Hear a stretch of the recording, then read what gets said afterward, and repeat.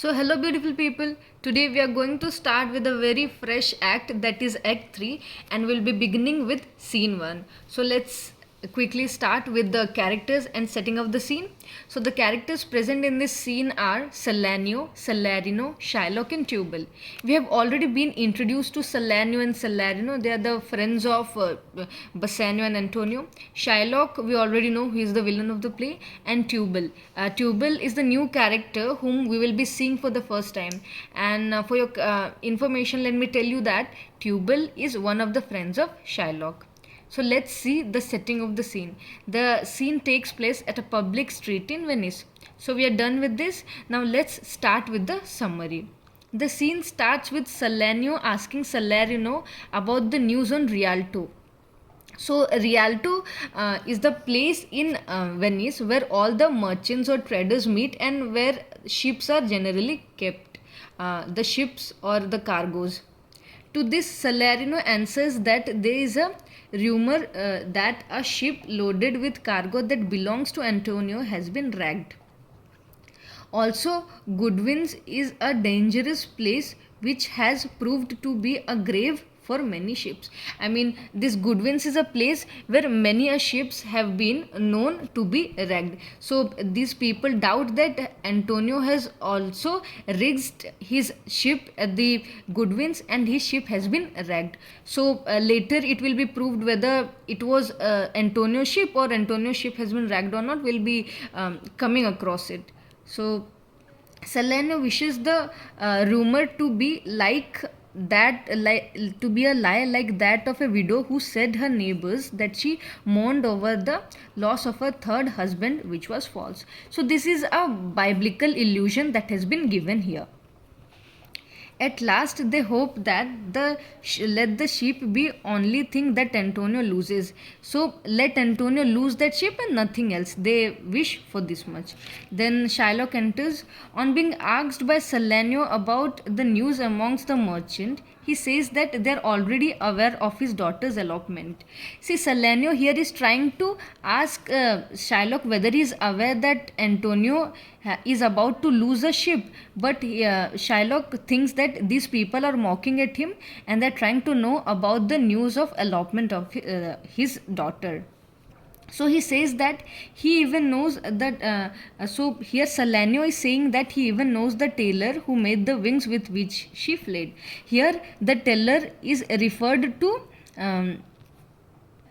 Is Lorenzo, who is their friend, and they even better know how they have fled and what plans they had made to elope. Shiloh grieves and says how his own flesh turned into a rebel. Who is his own flesh? That is, he's referring to his daughter Jessica. Salarino gives a practical answer to it. Now, so Salarino says that Shylock's and Jessica's souls are totally different, just like coal is different from the ivory. Then he asks Shylock if he is aware of the Antonio's loss at sea. So he directly comes to the point, and he wanted to tell that he is not asking about his daughter but Antonio's loss. So Shylock replies that Antonio would surely have immense trouble repaying the debt as he has his cargoes in trouble. So basically, we came to know that Shylock is also aware that Antonio's ships are in danger. So the amount which Antonio has taken from Shylock for visit to Belmont, on which Antonio was kept as a surety to repay the debt on time. But now we are coming to know that Antonio will be having trouble paying the debt. On being asked by Salarino if he would take the flesh as it was good for nothing. So what is this? What he is trying to say?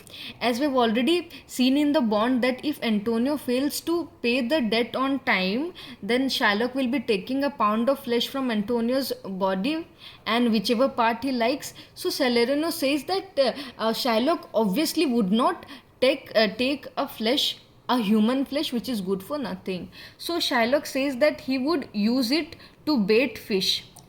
And even he knows the fact that human flesh is good for nothing, but he would have it in order to quench his thirst for revenge. He recalls how in the past Antonio had insulted him and turned his friends against him. But why he did all this? Just because Shylock was a Jew. So here we are seeing that Shylock has too much grudge for Antonio. See, by taking a pound of flesh from his body, he will quench his thirst for revenge, because he had a lot of anger towards Antonio, and he wanted to take all those out of his heart. So, but why did he did all this? Just because Shylock was a Jew? He begins to question and says if Jews are not human. So basically, he recalls all the humiliation that he has faced by Antonio or the Christians for being a Jew. If a Jew wrongs a Christian, he is punished. So, if a Christian wrongs a Jew, has he not got the right to take revenge? So, Shylock is presenting this question to Salario and Selenio, just to prove that he has all the rights to take revenge from Antonio, and taking the pound of flesh from Antonio's body is a very good decision. Thus, he concludes by saying that he has been taught this by the Christians, and he shall follow it even harder than they do. What he has been taught by the Christians? This act of revenge if anyone wrongs them.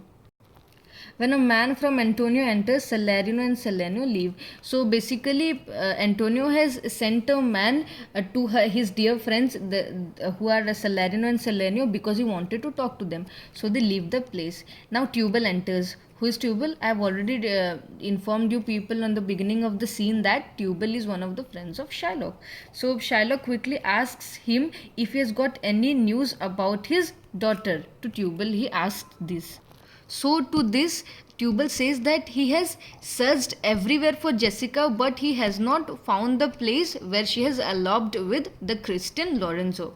Shylock then begins to mourn over the loss of his precious stones, jewels, ducats, and his daughter, who has run with it. So, more being concerned about daughter, he is more concerned about his wealth, his possessions. He wished that his daughter should die at his feet. So what a terrible father he is. With those jewels, he is suffering loss upon loss. So Shylock grieves before Tubal and says that he has been suffering loss upon loss from days. Tubal informed that another man also has a bad luck, just like Shylock has. He got his ship wrecked coming from the Tripolis. And who is this man? This man is none but Antonio. It proved to be a matter of immense happiness for him. For whom? For Shylock. Obviously, because Antonio was his core enemy, and if an enemy faces some difficulties or some problems, obviously the opponent will be quite happy. So here Shylock thinks that he will get a very good opportunity to take his revenge on Antonio. Tubal also informed that Jessica has spent 80 ducats in one night in Genoa. Also, she exchanged a ring for a monkey. That ring was gifted to Shylock by his late wife Leigh. So when Tubal informs about all these losses which are being made by Jessica, Shylock gets very angry upon having such a daughter, and he thinks that having such a daughter is a curse. So this ring which she exchanged for a monkey, that was given by Shylock's wife Leigh, who is now dead. Shylock gains confidence that Antonio surely would not be able to repay the debt on time, so he asks Tubal to find a police officer for him to arrest Antonio, and hence warns him 2 weeks before the deadline. So he basically informs Tubal to warn Antonio before 2 weeks of the deadline. What deadline? The date on which Antonio will have to pay the money, or a pound of flesh will be taken from his body. So this is all about Act 3 Scene 1. Hope it helped you. Thank you.